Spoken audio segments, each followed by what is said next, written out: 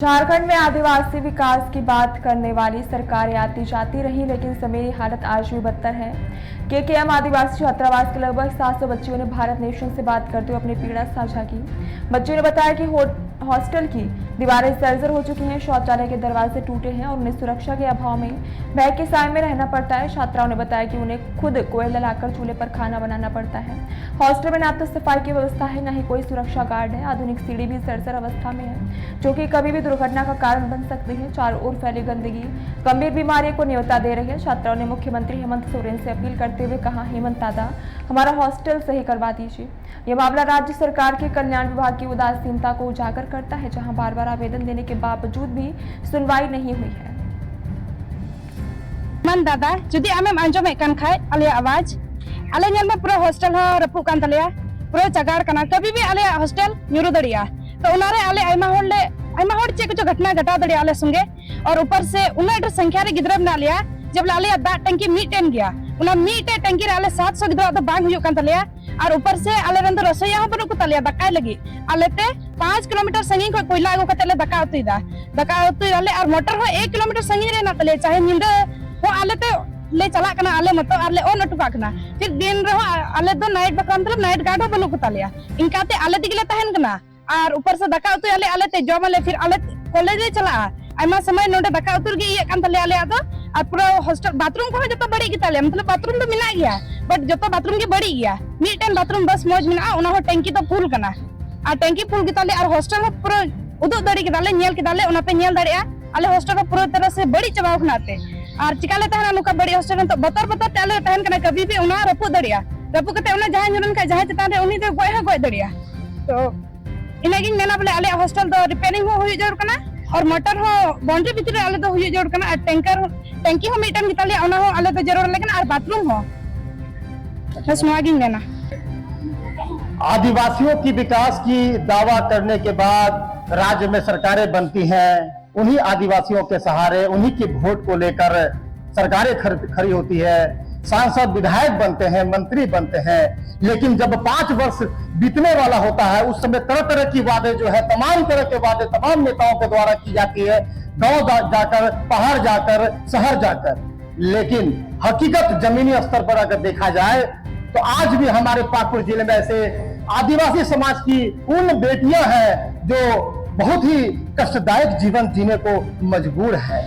जहां राज्य सरकार दावा करती है कि हम आदिवासियों के हित की लड़ाई लड़ते हैं, हम जंगल जमीन की लड़ाई लड़ते हैं, हम आदिवासियों की सुरक्षा की बात करते हैं, हम उनके विकास की बात करते हैं, लेकिन आज वही आदिवासी की बच्ची जो है ऐसी जिंदगी जीने को बेबस है और अपने स्टूडेंट लाइफ में जहां वो पढ़ाई करने के लिए आती है, लेकिन पढ़ाई क्या करेगी, यहाँ पर उनको खुद से खाना बनाना पड़ता है, खुद से कोयला लाकर जो है चूल्हे में खाना बनाकर खाना पड़ता है। बाथरूम की ऐसी स्थिति जो बहुत ही निंदनीय है।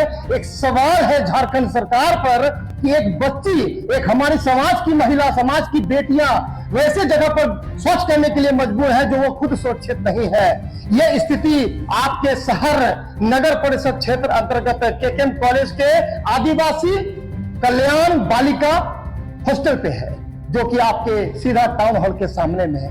भवन जर्जर है, कभी भी दीवार फट चुकी है, दीवारें गिरने वाली है, छत गिरने वाला है, चारों तरफ गंदगी है, बदबू आती है, यहाँ तक कि टंकी तक सही नहीं है, टंकी तक फटा हुआ है। कहने के लिए बाथरूम बहुत सारा है लेकिन सारा बाथरूम खराब है।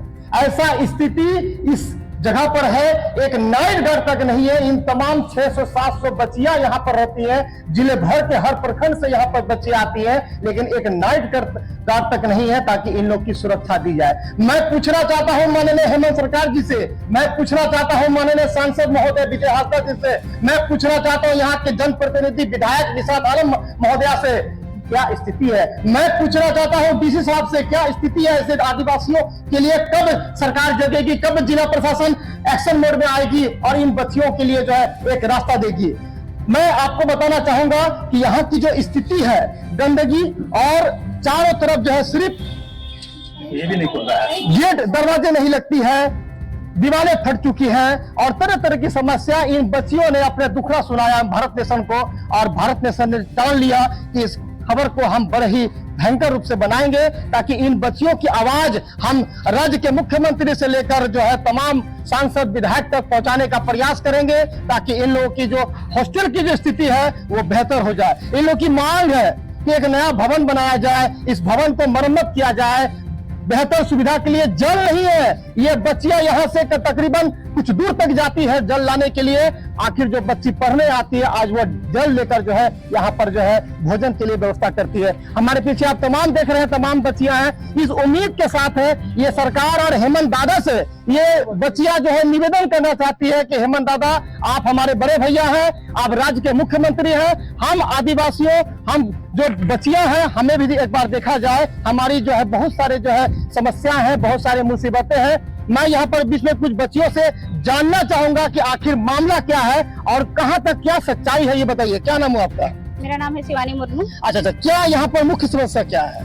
यहाँ तो नाइट गार्ड भी नहीं है और रसोईया भी नहीं है, और स्थिति तो देख सकते हैं पूरा खराब है हम लोग का।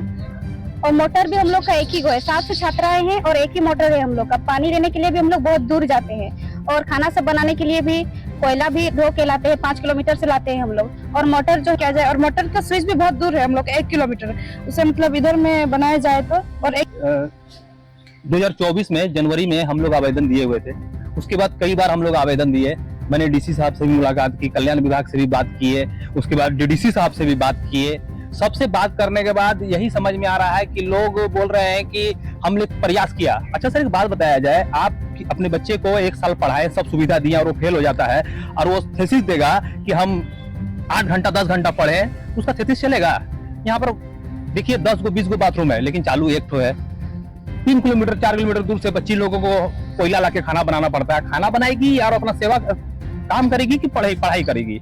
सब पाकुड़ जिला सबसे पिछड़ा जिला, सबसे अशिक्षित जिला होने के बावजूद यहाँ पर ध्यान नहीं दिया जाए। कीड़ा मकोड़ा की तरह आदिवासी मूलवासी को जीने पर विवश है लोग। आप देखिए कि डीसी साहब को हम लोग तो जान रहे हैं कि विकास पुरुष के नाम से जान, लेकिन ऐसा विकास लेके हम क्या करेंगे सर, जब हमारी घर की बच्चियां स्वच्छ करने के लिए बाहर जाए, पानी के लिए दर बदर भटके।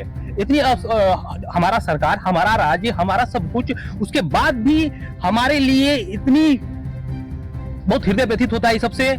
और यहाँ के सबसे बड़ा दुख का बात है, यहाँ की जनप्रतिनिधि, चाहे वो पक्ष हो विपक्ष हो या कोई भी जनप्रतिनिधि हो, उनको सबसे ज्यादा सोचना होगा कि अपने मकसद से राजनीति ना करें, और यहाँ जो मूलभूत समस्याएं हैं उसको ध्यान में रखते हुए कार्य करें।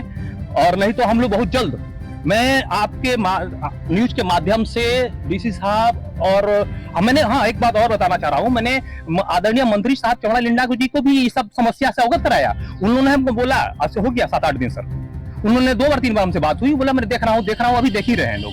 सब कुछ आदिवासी का होते हुए भी मूलवासी आदिवासी को ध्यान नहीं दिया जा रहा है।